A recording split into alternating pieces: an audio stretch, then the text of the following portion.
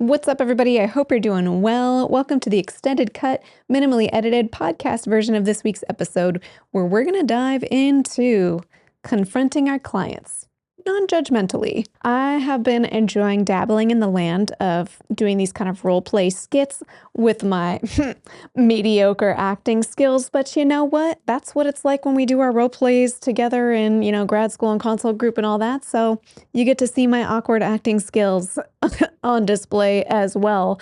And we're going to talk about confronting our clients in therapy, because let's be honest, it's terrifying.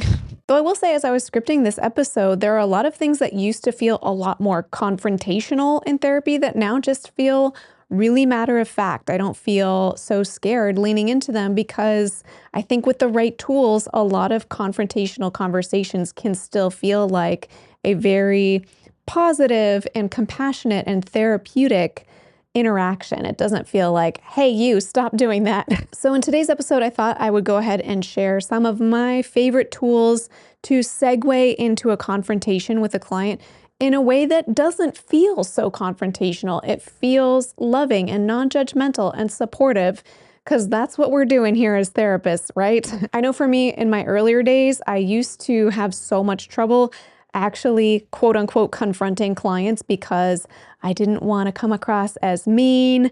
I am a people pleaser at heart by default. I mean, I know so many of us therapists are, and I was just so afraid that if I confronted my clients, they would be mad. Maybe they would quit therapy. Maybe they would just be hurt and it would be ineffective, unsuccessful. So really building up these tools over the years has helped me feel a lot more effective as a therapist, because honestly, a lot of what we're doing in therapy is kind of, by definition, confrontational. So there's something kind of within the DNA of therapy that is confrontational to say, like, hey, you're telling me the way you're doing life isn't working. And we're going to talk about some things you might want to consider changing and some different ways to approach it so that life can feel different. And that requires confronting something about how our client is being in their lives. And since I know so many of you just listen to the audio of the extended cut versus watching the video alongside it, as I put skits in this episode, I will also insert a little sound that sounds like this anytime we start or end one of these skits, so that you hopefully can keep track of when I'm just doing a role play versus just talking to you. Also, if you didn't know, if you listen to the extended cut versions of the episodes, you can still watch the video of the extended cut, either by watching on YouTube or on Spotify. You can watch the video as well if that's helpful to you. So before we dive into some of my tools that I like to use to confront clients, I think it's really helpful to kind of preface and set the stage for like what's really going on when we're confronting a client, because I think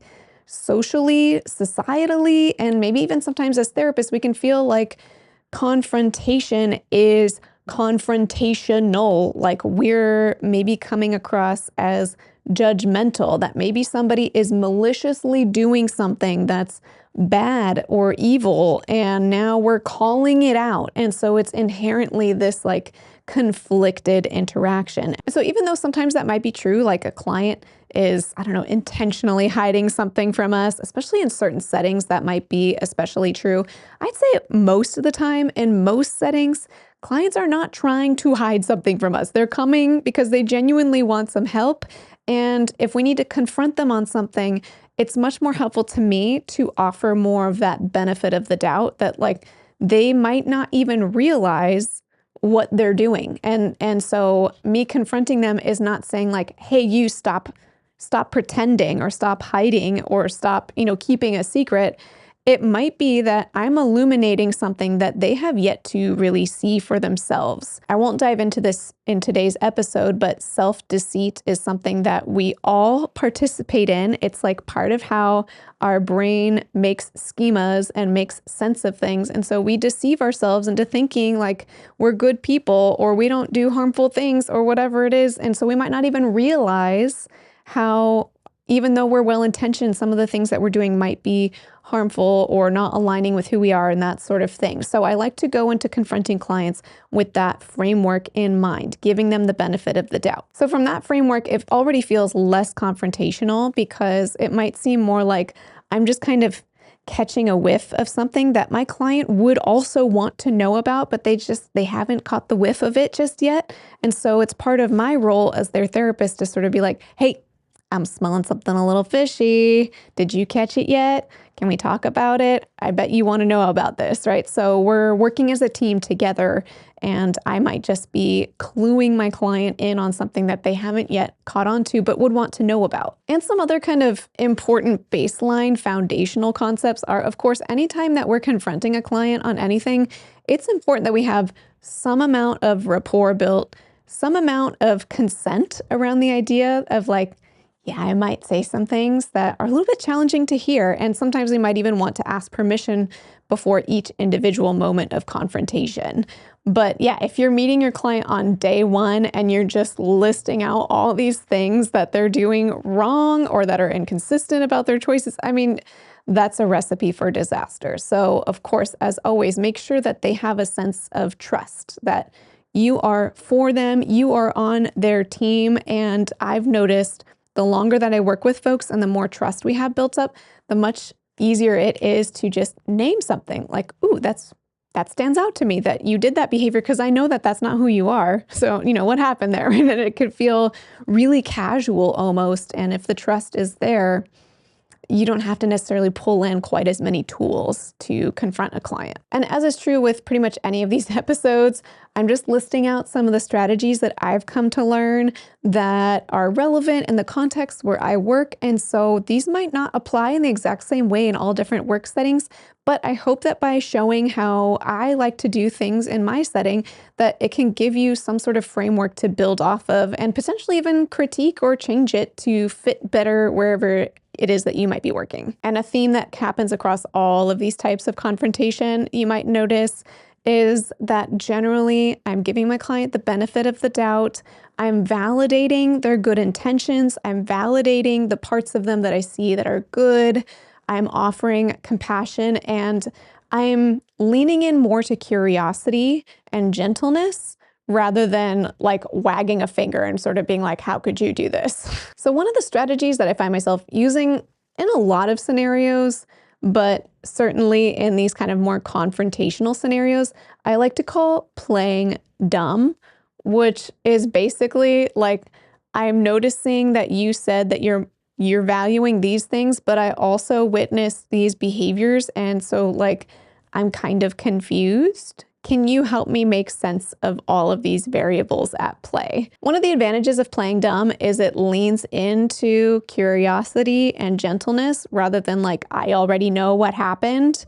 It's like, hey, you told me this thing, but I'm seeing a discrepancy between that and this other behavior of yours. So like, I'm a little confused, or like, can you help me understand this a little bit better? Because I'm having trouble making sense of those two things at the same time. And it puts the ball in the client's court to explain themselves, but hopefully in a way that's not a defensive posture, because we're not saying like, hey, you said you're a nice person, but then you went and shoved this person, so that wasn't nice. So then they're going to automatically be defensive. Okay, so you mentioned that your drinking is under control, but you also just got your second DUI this year, and you recently missed several days at work because of your drinking, right? So I'm having a little bit of trouble seeing how the DUIs and missed work fit into a picture where drinking isn't a problem. So I'm wondering, can you help me understand what I might be missing in here? Yeah, I guess when you put it that way, it doesn't sound so good. Another strategy that I like to use is like reminding our clients of their values, and if there's any discrepancy between their behaviors and their values, to gently notice that discrepancy. So the way that this might sound in practice is I might say something like, hey, I know that you really value fill in the blank, and I'm wondering how this thought or behavior fits in with that value of yours. I know how much you value spending time with your family, but now your spouse is confronting you saying you've been absent lately. I think we all find ourselves in situations where our actions just don't quite line up with our values, so I understand that dilemma. But I have noticed you've been away on business trips the last 3 weeks, was it? And you were gone for like 2 weeks last month also. So I'm curious about that because I know you value prioritizing time with your family, but I also know that work has pulled you away quite a bit recently. I'm curious how you reconcile all of that. Yeah. I try to compensate for those work trips by being extra available when I'm home, but by the time I get back in town, I'm just so jet lagged that all I want to do is sleep. So I want to be there for my kids, but sometimes it just feels impossible to juggle everything. I probably am dropping the ball. It feels uncomfortable to really take a look at this. Another tool I like to use to help confront clients is the surveillance camera tool. I mentioned this in one of my prior episodes talking about clinical tools, and someone said in the comments what framework this comes from, but I still forget. I just know that I end up using it a fair amount. And it's the idea that, rather than saying like, hey, you told me you did this, so basically you just confessed to doing this, uncomfortable or harmful or negative thing, kind of red-handed. I might invite my clients to imagine that whatever scenario we're talking about, maybe it's an interaction they had with somebody else where they blew up or flipped their lid or whatever they might refer to it as, then I might invite the client to imagine that that entire interaction was recorded in a surveillance camera and that now they need to watch it back, or maybe a loved one of theirs might need to watch it back and then see what they think the reaction would be if we were to describe what's on that surveillance camera. I think this one's especially useful for when somebody is downplaying whether they need to share some relevant information with somebody else. They're keeping a secret like a spouse. It's sort of like they'll say stuff like, I didn't really do anything wrong. And then we can use that surveillance tool to sort of say like, well, let's imagine that all of it was recorded and this person that you haven't told this situation to yet could rewatch this. Like, would there be any parts of this that they rewatch that they might feel uncomfortable with? And what is it about those moments that might make them feel uncomfortable? And how does that sit with you, knowing that you're considering not telling them about that, knowing that if they knew about it, it would be uncomfortable for them? I think it's fine. I mean, I'm not really doing anything wrong with James, so I probably don't have to tell my husband about it then, right? I understand you haven't crossed any obvious big lines. And sometimes I've still found it helpful to take a closer look at these scenarios just so we can understand what's going on a little better. One question I like to ask is, if we imagine that there was a surveillance camera filming your interactions with James, would there be any points where your husband might feel uncomfortable if he watched it back? Again, I'm going to pause in this moment to kind of circle back to something I mentioned at the beginning, that as humans, our minds are wired to be very capable of self-deceit. And generally, this serves us well. So we might like to tell ourselves like, oh, I'm not deceiving myself, but we all do it. Like even that moment, there's that study that we learned about in college, or I remember learning about in college, where let's say you're presented with two options to buy from the store that are maybe similar in different ways, like option A or option B. Do you want these potato chips or those potato chips? And when you're looking at them, you might say oh, they seem about equal in value to me. I'd be happy with either one of those. But then when you tell someone to go ahead and choose one of them and purchase, and then take it home and keep it, then you end up rating the one that you kept as better than the one that you didn't buy. It's a way that our brains self-deceive to say yeah, actually this choice that you made is totally justified. And it helps us live our lives without feeling in this completely perpetual state of dissonance, because we wouldn't get anything done if we had to second guess everything. So self-deceit has its place, and most of the time it's it doesn't have any negative impact on our grand scheme of life. But sometimes we can apply self-deceit to the biggest of big items. We can deceive ourselves into believing we're not really cheating on our spouse when we absolutely are, or we can deceive ourselves that our substance problem isn't really it's not really a problem. It's under control. I could stop at any time. And often what's going on is that same self-deceit, because most of the time it kind of works, but sometimes we can just keep perpetuating some really problematic behaviors, potentially very destructive behaviors, potentially harmful behaviors that might not align with our values of who we think we are. because of this element of self-deceit. And so all of these tools are just inviting our clients to catch if they might be deceiving themselves. So I feel like this example I just shared with the surveillance camera kind of captures that, where you kind of have to come face to face with the reality that you've kind of deceived yourself against, to be like, well, if your spouse was watching though, what was happening between you and that other person, would they be totally comfortable with that? And if the answer is no, or probably not, now you have to enter back into that dissonance and feel the discomfort of knowing you're doing something that your spouse is not okay with. And now we can actually problem solve. And I might not have even needed to confront and say like, hey, you're cheating on your spouse. But our client might be able to get there, and maybe they'll get to a point where they'll say like, oh my goodness, is that cheating on my spouse?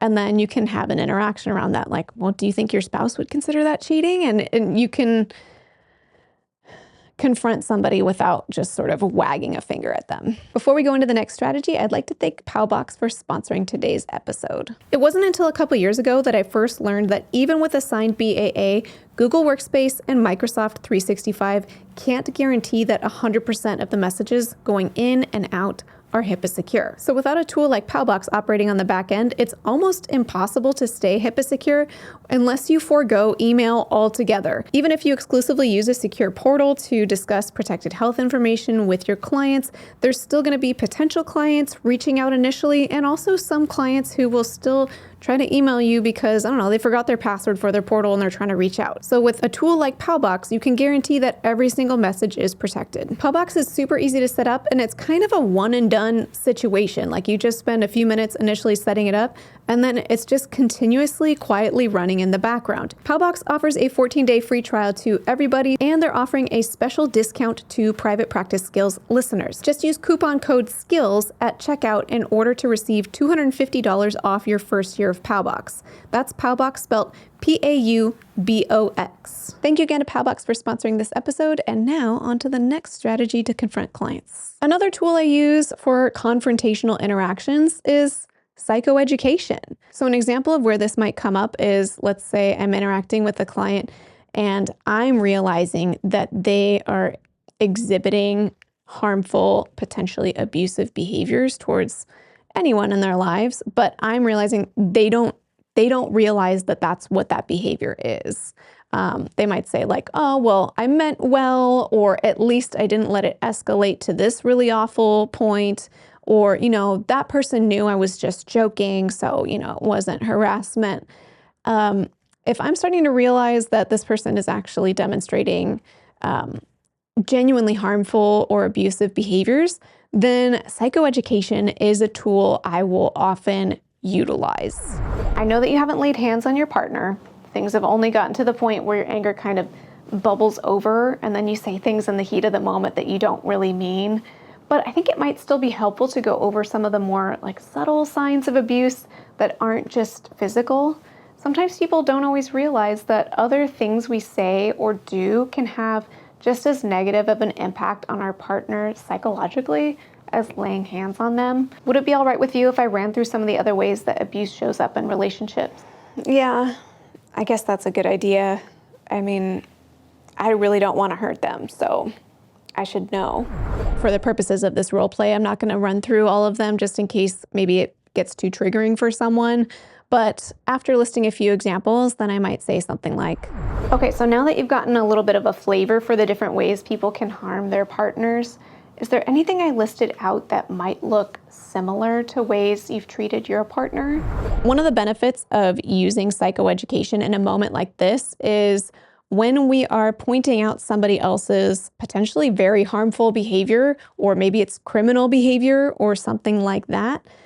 If it's just me saying, hey, what you're doing is abusive, then it could feel like a very personal attack. Like I am offering a subjective reflection that's coming from within my own opinions, versus pointing to some kind of outside resource like, hey, there are other people who have looked into this, and according to the law, here's what the law says, or according to the research that we have on relationships, here are the kinds of behaviors that can lead to these sort of traumatic ways of thinking in our partners. And what you're describing might be lining up with some of those, right? So it's pointing to an external source to then use that to identify something that might be really difficult to come to terms with. A little bit in a similar vein of like using a tool that's outside of ourselves to confront a client is it can be really helpful to use an assessment tool when applicable. I mean, assessment tools can be helpful in an array of conversations that have the potential to be challenging, or just even if they're not challenging, assessment tools can be really useful. I'm thinking about the array of assessment tools we might use to help confirm or narrow down a mental health diagnosis, right? And then the clients can kind of point back to like, well, you marked this, this, and this on the assessment tool. That's what flagged that depression, or whatever the diagnosis might be, or potentially even like how extensive their trauma is, like using something like the ACEs survey tool to identify how much trauma they've experienced. But it can also be really useful for things that feel a little more confrontational. For example, substance use and how problematic the substance use might be. Again, it feels a little bit like the psychoeducation and saying like, hey, so according to this tool that researchers have spent a lot of time developing and honing in on, this tool is flagging that the amount that you're using that substance is pretty high risk for being problematic, right? So now it's not me coming at them, but this tool is flagging it, and this tool has been validated across a lot of different research studies. So it feels a little bit less like a personal attack and more just like data.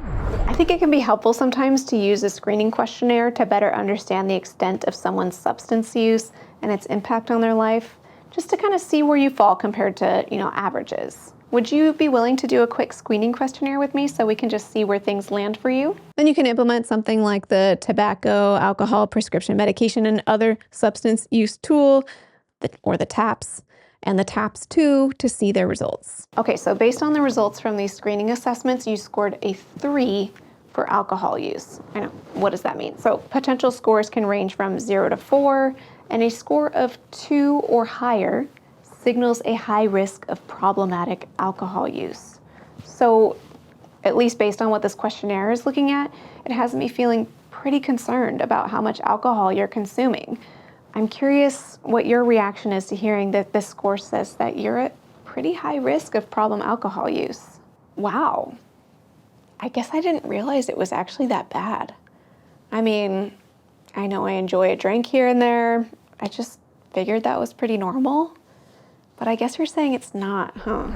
Another strategy I like to use when it comes to confronting clients is playing devil's advocate. This kind of feels like it leverages a little bit of that like playing dumb and being curious point of view. But basically, this might be helpful if a client is like locked in on seeing things one way, like I'm right and they're wrong.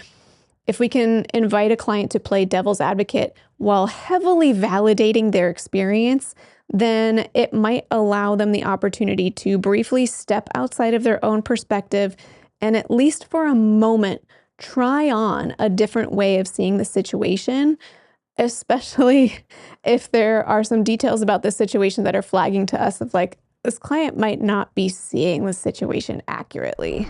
We've been talking about how your boss really seems like he's just out to get you. I mean, it does sound really stressful with your boss giving you a doesn't meet expectations score on your latest performance review and putting you on a performance improvement plan. I mean, I would be really stressed out in that situation too. So I'd really like to see if we can get to the bottom of what's happening here. We've talked a bit about how your boss might just really have it out to get you for some reason, but for the sake of just like fully exploring all the possibilities, I wonder if we can just take a moment to play devil's advocate and just pretend for the moment, hypothetically, that maybe your boss isn't out to get you. Then what else could potentially explain the negative review and performance plan? And then you would just kind of allow that option to stay on the table as you continue to problem solve different effective solutions going forward. Another tool I like to use when it comes to confronting clients is emphasizing effective behaviors. Because when we confront clients, it can be really easy and natural in human nature to take it personally and kind of respond with like, well, I didn't mean it that way, or I meant well, right? And so if we can acknowledge our clients' good intent or, hard efforts or struggles, challenges, and separately identify these behaviors and emphasize, like, is this behavior effective towards the intended outcome that you're looking for? That can help depersonalize it and feel less like, oh, this therapist is just calling me out and doesn't get it, or, attacking me. And sound more like, oh, this therapist gets what I was trying to do, but is gently pointing out to me that whatever behavior I had wasn't effective in the outcome that I was intending. It didn't line up with my intentions. Now, I know from our conversations, you were only trying to show your care and concern when you told your daughter that God doesn't support her dating another woman. But just based on the reaction that you told me she had, it sounds like she didn't quite receive it in the loving way that you intended it. So sometimes it's helpful to remind ourselves that despite our best intentions, our behaviors don't always result in the same outcome we were intending. I'm curious, so based on your daughter's reaction, how do you think she experienced your comment? Well, she started yelling and screaming at me. I was so caught off guard because I really meant well, and she didn't really seem to get that. I know, it does sound like she heard something really different than what you meant when you said that. Did you catch anything she was saying when she was yelling at you? Well, I remember she was saying that I didn't understand her and I wasn't able to accept her for who she is. And I think she said that I was always criticizing her or something like that. That must have been so painful to hear. Okay, so it sounds like she did get a really different message than you intended when you said that. So based on what she said when she was upset, what are you gathering she heard from your comment to her? Well, I really meant to show her that I cared, but based on what she said, it sounds like she just heard that I don't accept her and that I'm critical of her. Right. And is that the message that you want her to hear from you? No. I guess the way I'm going about this isn't really working as well as I'd hoped. As I was scripting this episode, there were so many other tools that I thought of that I use to help with confrontation, but these are some of the most common ones. And a kind of honorable mention that I'll throw in is self-disclosure. So I didn't film a skit or role play to go with this one, but it might kind of look like, especially when you have established quite a bit of trust and rapport with your client, that if they're starting to exude any kind of problematic or harmful behaviors in session, that it can be appropriate to find gentle ways to self-disclose how you're experiencing that person and do it in a way, again, where you can acknowledge their intentions and you know that this isn't what they're trying to communicate to you or do to you, but to then kind of contrast it to, the way that you raised your voice in that moment, it kind of made me feel a little scared. Now, I know you're not trying to hurt me, but I also know that that felt kind of scary for me. And so I wonder if that's worth looking at, because I wonder if it could be possible that some of the other people that you care about in your life might be having a similar experience, right? So that would be an example of a self-disclosure to help gently confront clients. I had fun recording this. I hope it was useful to you, whether, you're just kind of dipping your toes into the profession or if you're a seasoned therapist. I always find it so useful and interesting to see how other therapists approach things, because we all have kind of like our own flavors to it. And then I can kind of pull from strategies that kind of fit me and then modify them to make them align with how I like to do things. So I hope it was helpful to you. Let me know in the comments if you have any kind of go-to tools or strategies to help you confront clients in a way that feels non-judgmental and supportive and all of that, so that we can learn from each other's expertise. Well, thanks for joining me in this episode, and feel free to chime in the comments if there are any similar kind of role play clinical tool type episodes you'd be interested in. And if I feel like I can answer that, then I might just make that episode. And until next time, from one therapist to another, I wish you well.